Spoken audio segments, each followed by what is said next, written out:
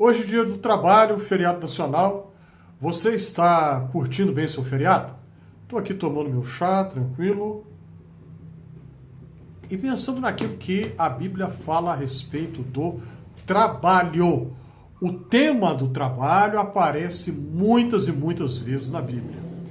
Lembre-se, por exemplo, da história do Êxodo.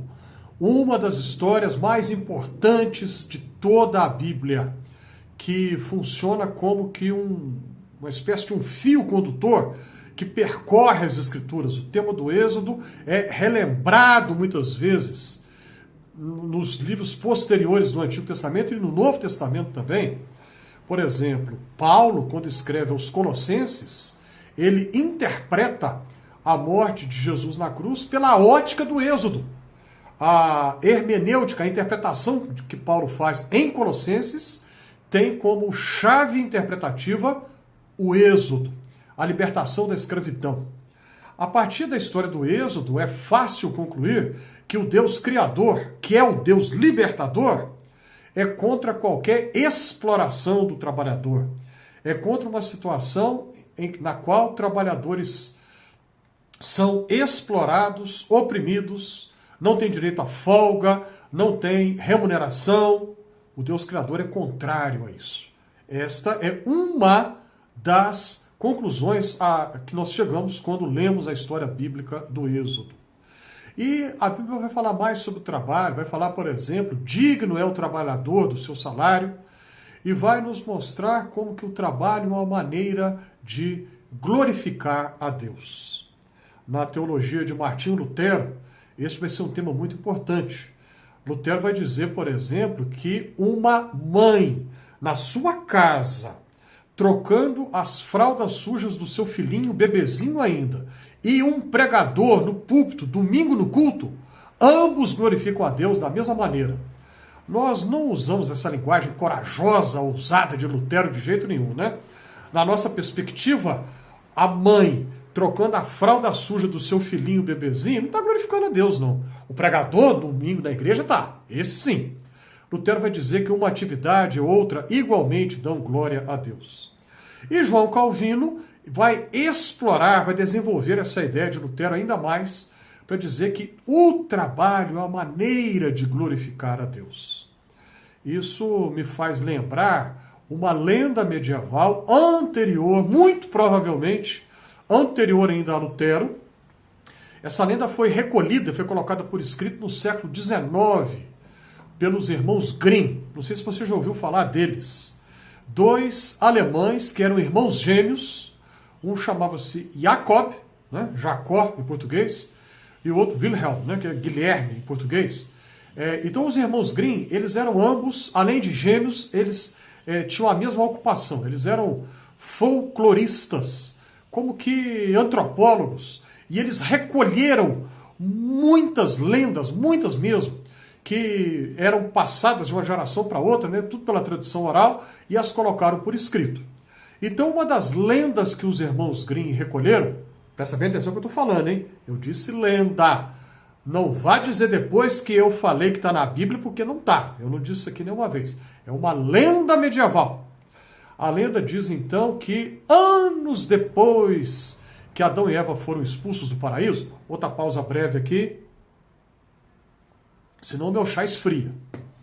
Anos depois, Deus mandou um anjo avisar Adão e Eva que ele iria visitá-los.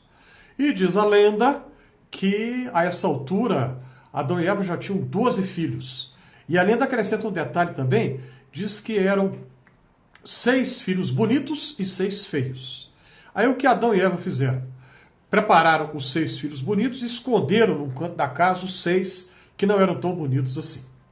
E aí Deus chega para visitar o casal e olha os 6 filhos e começa a distribuir funções para eles, né?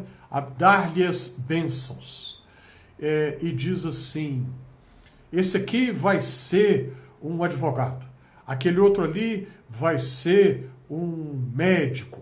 E assim sucessivamente, até que a consciência de Adão e Eva, né, a consciência dos dois pesou, e eles pensaram, puxa vida, mas os outros são filhos também, nós não temos o direito de fazer isso com eles. Aí eles foram lá e trouxeram os outros 6 filhos, e os apresentaram-nos para Deus, e o Senhor então disse, ó, esse aqui vai trabalhar como açougueiro, aquele lá vai trabalhar como sapateiro, enfim. E aí Adão e Eva perguntaram, mas Senhor, nós fizemos errado, nós escondemos esses 6 filhos aqui, mas eles são tão filhos nossos como os outros. E nós reconhecemos, admitimos o nosso erro, deveríamos tê-los apresentados todos de uma vez, mas o Senhor está sendo muito desigual nessa distribuição, porque uns vão ser pessoas importantes na sociedade e esses outros aqui vão ter funções muito simples. E não é justo, afinal de contas, todos são nossos filhos. E a lenda conclui que Deus disse para eles, vocês não entenderam, todas essas funções são importantes. E quem as executa, não importa se consideradas importantes ou não consideradas como sendo grandes ou honrosas, são dons que eu dou.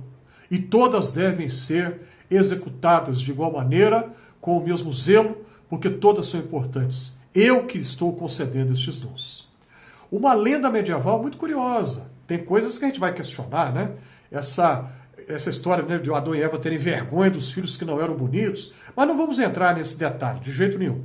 O que a lenda medieval nos mostra é que todas as funções são dons de Deus. O trabalho que você tem é um dom de Deus e deve ser usado para fazer o bem para o próximo e para glorificar a Deus também. Você já parou para pensar no trabalho a partir dessa perspectiva? Que o trabalho é um dom de Deus, que deve ser para a glória dele, e que ele vai ser glorificado quando você trabalha bem e você faz isso para o bem do semelhante, para o bem do próximo. Aí nessa hora eu me lembro do Beto Guedes, naquela canção tão bonita dele, Amor de Índio, quando ele diz, o fruto do trabalho é mais que sagrado. Beto Guedes tem toda a razão. O fruto do trabalho é mais que sagrado mesmo. Você já tinha ouvido falar dessa lenda? Coloque aí nos comentários. Você concorda com o Beto Guedes que o fruto do trabalho é mais que sagrado? Compartilhe aí as suas impressões a respeito. Ajude a compartilhar esse conteúdo. Inscreva-se aqui no Fé e Café. Se você já se inscreveu, aceite a minha gratidão. E que você possa, na sua atividade, qualquer que seja, fazer o bem para o semelhante, para a sociedade e glorificar a Deus com isso.